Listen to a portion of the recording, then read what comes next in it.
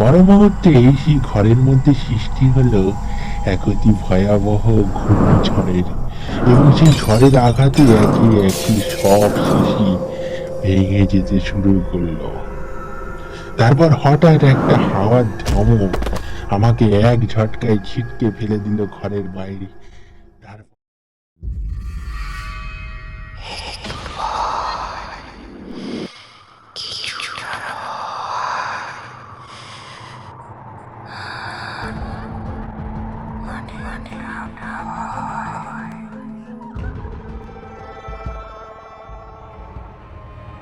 ভারত এবং বিশ্ব সাহিত্যের অজ্ঞাততার কালো অন্ধকারে থাকা কিছু অতি প্রাকৃত অপশক্তি রহস্যের ভাণ্ডার নিয়েই গল্পকার চ্যানেলটি।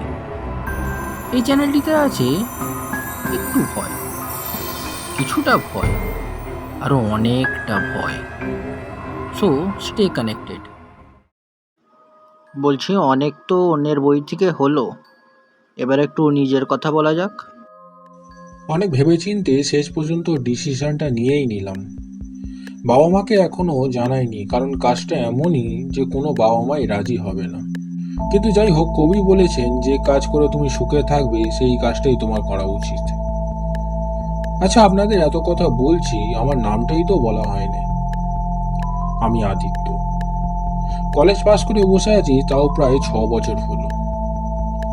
বাবা ব্যাংকে যে পরিমাণ সঞ্চয় রেখেছে তাতে আমার কিছু না করলেও ভালোভাবেই চলে যাবে।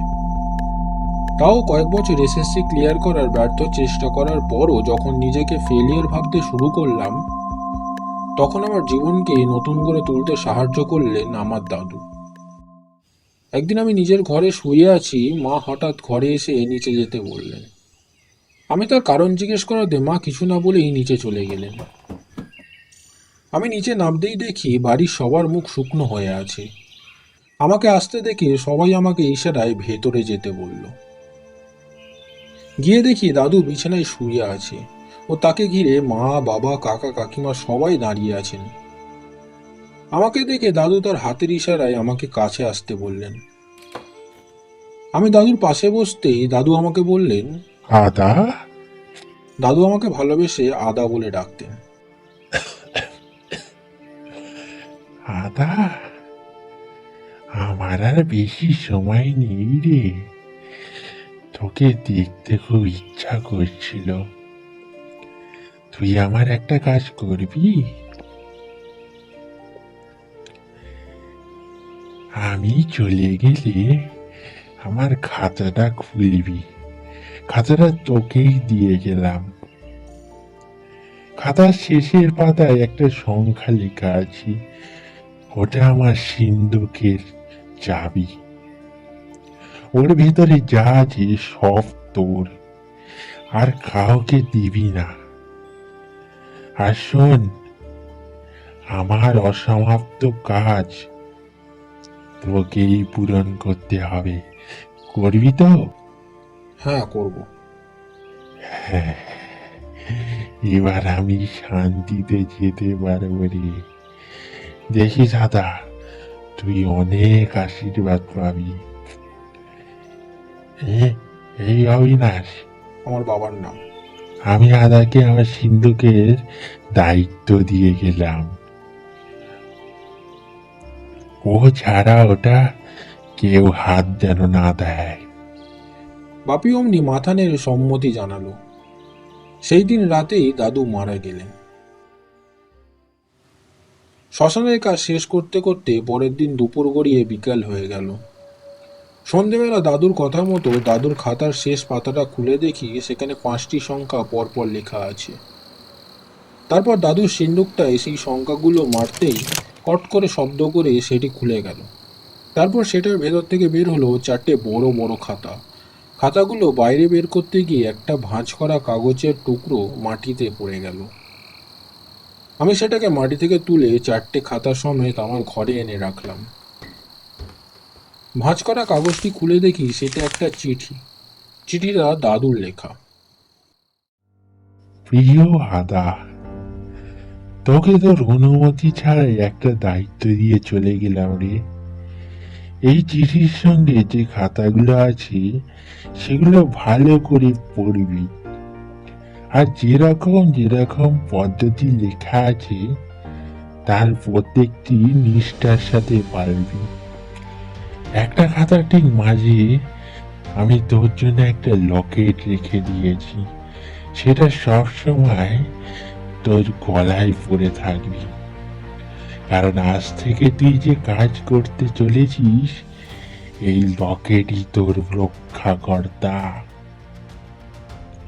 হয়তো তুই ভাবছিস এমন কি কাজ যার জন্য সবসময় তোকে লকেট পরে থাকতে হবে, তাই না?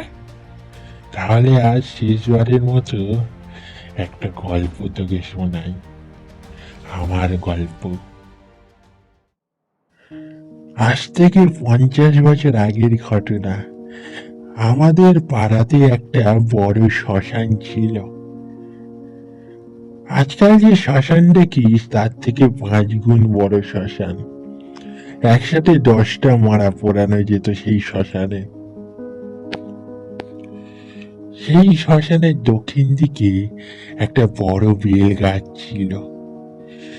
সেই গাছের ঠিক নিচে এক বিচিত্র ধরনের সাধু থাকত। গ্রামে এমন কোনো মানুষ ছিল না যে সেই সাধুকে ভয় করত না। সাধুরা যেমন লম্বা, তার তেমন লম্বা ধুলা মাখা চুলের জটা, অপরিষ্কার ধুতি, হাতের নখগুলো না কাটার ফলে মানুষ না বন্য পশু বোঝা যেত না। একদিন আমাদের পাড়ার বয়স্ক সাঁতরা মশাই মারা গেলেন। মরা নিয়ে বেরোতে বেরোতে আমাদের বিকেল গড়িয়ে সন্ধ্যা হয়ে গেল। বর্ষাকাল, আকাশ থমথমে হয়ে আছে। তাড়াতাড়ি কাজ মিটিয়ে চলে আসবো এইটাই স্থির করা হলো। শ্মশানে পৌঁছে সবাই যার কাজে লেগে পড়ল। আমি শ্মশানে খুব কমই এসেছি এর আগে, তাই চারদিকটা একটু ঘুরে দেখছিলাম। ঘুরতে ঘুরতে শ্মশানের একদম দক্ষিণ সীমান্তে পৌঁছে গেলাম। সেখানে দেখি একটা বড় কালো বেল গাছ একা দাঁড়িয়ে আছে। তার নিচে মরার সব চাদর কম্বল দিয়ে কোন রকম দায়সারা ভাবে দাঁড়িয়ে আছে একটা ছোট্ট ঘর। এখানে যে মানুষ থাকে তা আমার জানা ছিল না। এটা যে শ্মশানে সেই সাধুটার ঘর তাতে কোনো সন্দেহ নেই। কৌতূহল বসে তো ভিতরে একবার উকি দিয়ে দেখি সাধু নেই, ঘর একদম ফাঁকা। শুধু ঘরের ভিতরে থরে থরে সাজানো রয়েছে ছোট ছোট কাঁচের শিশি। কিন্তু সব থেকে বেশি আজব বিষয় হলো সব শিশি একদম খালি, কিছু নেই তার মধ্যে। একটা শিশি হাতে তুলে নিয়ে দেখার জন্য যেই হাতে নিয়েছি অমনি বাইরে কাছে খুব জোরে এক বাজ পড়ার শব্দ হলো। শব্দের আওয়াজটি এতটাই ভয়াবহ ছিল যে আমার হাতে থাকা কাঁচের শিশিটা মাটিতে পড়ে টুকরো টুকরো হয়ে গেল। আর সঙ্গে সঙ্গে একটা তীব্র ঝাঁঝালো গন্ধ এসে নাকে ঠেকলো আমার। সে কি বিচ্ছিরি গন্ধ, তোকে বলে প্রকাশ করা যাবে না। পর মুহূর্তে সেই ঘরের মধ্যে সৃষ্টি হলো এক অতি ভয়াবহ ঘূর্ণিঝড়ের, এবং সেই ঝড়ের আঘাতে একে একে সব শিশি ভেঙে যেতে শুরু করলো। তারপর হঠাৎ একটা হাওয়ার ধমক আমাকে এক ঝটকায় ছিটকে ফেলে দিল ঘরের বাইরে। তারপর আমার আর কিছু মনে নেই। যখন জ্ঞান ফিরল তখন চোখ মেলে দেখি আমি নিচের বিছানায় শুয়ে আছি।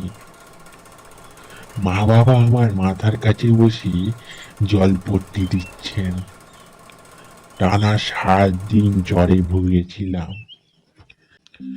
তারপর ধীরে ধীরে সুস্থ হয়ে পাড়ার সন্তুদাকে সেদিনকে আমার কি হয়েছিল জিজ্ঞেস করাতে সে বলল, একটা তীব্র চিৎকার শুনে তারা আমি যেদিকে গিয়েছিলাম সেই দিকে ছুটে যায়। সেখানে গিয়ে তাদের চোখের সামনে এক ভয়াবহ দৃশ্য ধরা দেয়। তারা দেখে সেই বড় কালো বেল গাছের সব থেকে উঁচু ডালে শ্মশানের সেই সাধু রাত খাওয়া মৃতদেহ ঝুলছে, আর আমি কিছুটা দূরে মাটিতে অচৈতন্য অবস্থায় পড়ে আছি। সবার ধারণা ওই দৃশ্য দেখেই চিৎকার করে আমি অজ্ঞান হয়ে গিয়েছিলাম। কিন্তু সেই দিন আসলে কি হয়েছিল তা আমি কাউকে বলিনি। জানি তা বললে কেউই বিশ্বাস করবে না। এই ঘটনার পর কেটে যায় বহু বছর। আস্তে আস্তে সেই ভয়ঙ্কর অভিজ্ঞতার স্মৃতিও ক্ষীণ হয়ে এসেছে। পড়াশোনা শেষ হয়ে গেছে, চাকরিও করি খুব ভালো জায়গায়। একবার সপরিবারে ঠিক হলো তারাপীঠ যাওয়া হবে। তাই অফিস থেকে 3 দিনেকে ছুটি লিখিয়ে নিয়েই সবাই মিলে বেরিয়ে পড়লাম তারাপীঠের উদ্দেশ্যে। সন্ধ্যেবেলা সবাই মন্দিরের এদিক ওদিক ঘুরে দেখছে, আমি একটু দল থেকে সরে এলাম। আমি সারা জীবন একটু একা থাকতেই পছন্দ করি। তখন আমার বিয়ে হয়নি। হাঁটতে হাঁটতে পৌঁছালাম তারাপীঠের মহা শ্মশানে।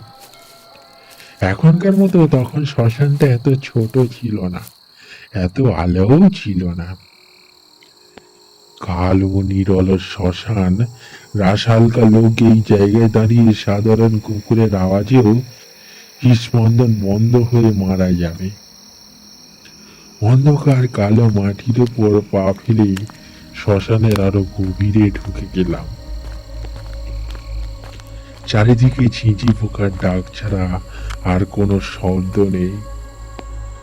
কিছুটা এগোনোর পর আচমকা কালো অন্ধকারের মধ্যে একটা মানুষের ডাক কানে এলো, এই! আর একটু হলেই আমার হৃদয় ফেটে বেরিয়ে আসতো। শব্দটা কোন দিক থেকে এলো বুঝতে পারলাম না। এদিকে ওদিকে কি দেখছিস? এই তো তো সোজা বসে আছি। অন্ধকারে কিছুই ভালো করে দেখা যাচ্ছে না। সামনে একটা কালো রঙের গাছ, এবং সেই গাছের নিচে বসে আছে এক মানুষ। গুটি গুটি পায়ে তার কাছে গিয়ে দাঁড়ালাম। এখানে অনেক ভণ্ড সাধু থাকে, তাই পয়সার ব্যাগটা ভালো করে ধরে রইলাম।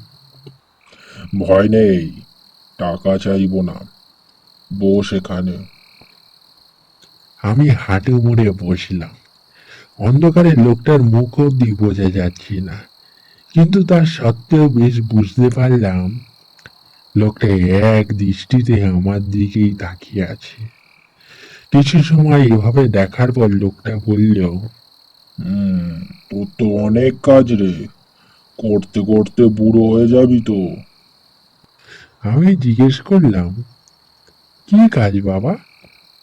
ছোটবেলায় যে কাঁচের শিশিগুলো খুলেছিলিস, সেগুলো কি জানিস? আপনি কি করে জানলেন আমি কাঁচের শিশি খুলে ফেলেছিলাম? সেটা প্রশ্ন নয়, সেগুলো কি ছিল জানিস? না। সেগুলো অতিরিক্ত আত্মাদের বন্দি করে রেখেছিল ওই লোকটা। তুই ওদের মুক্ত করেছিস, কিন্তু ওরা এই জগৎ থেকে মুক্তি পায়নি। তাদের মুক্তি করাতে হবে। কিভাবে তারা মুক্তি পাবে? সেটা ওরাই বলতে পারবে। আমি শুধু তোকে পথটুকু বলবো। কিসের পথ? মুক্তির পথ। এই আত্মাগুলোর মুক্তি তোকেই করতে হবে। এই নে। সাধু আমার দিকে একটা লকেট বাড়িয়ে দিল। এখন যেটা তোর হাতে রয়েছে, এটা সেই লকেট। কোনো অতৃপ্ত আত্মার সংকেত এই লকের নিজে থেকেই তোকে দেবে। সেই আত্মাকেই তোকে মুক্ত করতে হবে। আর শোন, এই লকের নিজের গলা থেকে খুলবি না। কিছু কিছু আত্মা তোর ক্ষতি করার চেষ্টা করবে, কিন্তু এই লকেটই তোর প্রাণ ভোমরা হয়ে থাকবে। কথাটা মনে থাকে যেন। আর এই 4টে খাতা নিয়ে যা, এগুলো তোকে সাহায্য করবে। যা যা। সেই 4টি খাতা ও লকেটটি নিয়ে বাড়ি চলে এলাম। তারপর থেকেই আমার জীবনের এক নতুন পথে পথ চলা শুরু হলো। জীবনে অনেক আত্মার মুক্তি আমি ঘটিয়েছি রে, কিন্তু এখন বয়স হয়ে গিয়েছে ভাই। আমি ভেবেছিলাম আমার কাজটা তোর বাবা অথবা কাকাকে দেব, কিন্তু তাদের মনে ভয় আছে, তারা এই কাজ পারবে না। কিন্তু আদারে, তোর মধ্যে আমার যৌবনের সেই সাহসের অংশ দেখেছি আমি। আমার এই কাজের দায়িত্বটা তোর হাতে দিয়েই যাচ্ছি। ইতি তোর প্রিয় দাদু। চিঠিটা পড়া শেষ করে কিছুক্ষণ চুপ করে বসে রইলাম। ভূত জিনিসটাকে আমি কোনোদিনও ভয় পাইনি, উপরন্তু ভূত আমার অতি প্রিয় টপিক।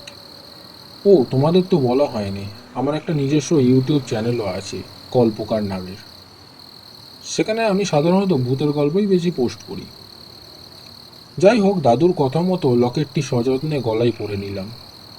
খুবই সাধারণ এবং অতি হালকা লকেট। এবার অনেক ভেবেচিন্তে আমি ঠিক করলাম দাদুর পথেই চলবো, কিন্তু জায়গাগুলো কোথায় খুঁজবো? দাদু লিখেছেন এই লকেট সংকেত দেবে, কিন্তু কিভাবে?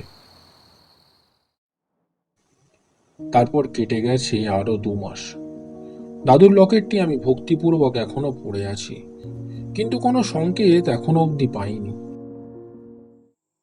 এবার এলো সেই দিন। রবিবারে সন্ধ্যাবেলা বন্ধুরা একসঙ্গে আড্ডা দিচ্ছি, তখনই প্রসঙ্গ উঠল ভূতের। আমাদের বাড়ি থেকে কিছু স্টেশন পর একটা ছোট স্টেশন আবাদা। সেখানে অনেক পুরনো একটা রাজবাড়ি আছে। সেখানকার লোক বিশ্বাস করে ওখানে নাকি ভূতের উপদ্রব হয়। রাজবাড়ির প্রসঙ্গ উঠতেই আমার মনে হলো বুকের কাছে লকেটটি কাঁপতে শুরু করলো। বুকের গেঞ্জিটা টেনে দেখি লকেটটা আপনা থেকেই কাঁপছে, এবং তা থেকে ছড়িয়ে পড়ছে একটা নীল রঙের আলো। আলোটা খুব জোরালো নয়, তাই আমার গেঞ্জির ভেতর থেকে কেউ সেটা দেখতে পায়নি, শুধু আমিই দেখতে পাচ্ছি আলোটা। এটাই যে সংকেত সেটা বুঝতে অসুবিধা হলো না। আজ থেকে শুরু হলো আমার নতুন পথ চলা। রাজবাড়ি, তুমি তৈরি থেকো, আদিত্য আসছে।